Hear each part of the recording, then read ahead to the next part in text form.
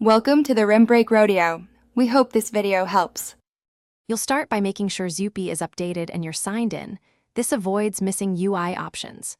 Once done, tap the profile or settings icon on the main lobby. That's where theme and color controls live. Make sure your connection is stable, because some options load from the server.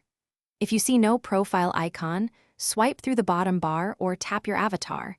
The goal is to reach the settings area so you can change visual preferences immediately. Inside Appearance or Theme, locate the Color or Theme section. This controls UI accents and sometimes your avatar color. Tap the color picker or choose from presets to preview how the interface will look.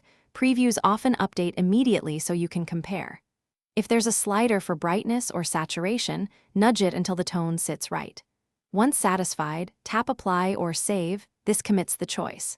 If the app asks to restart to apply, go ahead and confirm for consistent results. To finish, navigate several screens and play a short round to confirm the new color appears everywhere. Some elements update only after a reload.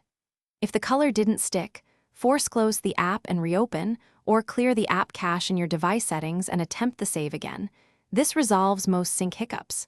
If it still fails, take a screenshot of your settings page and contact Zupee'thy support with your account ID. They can check server-side preferences and fix any persistent mismatch.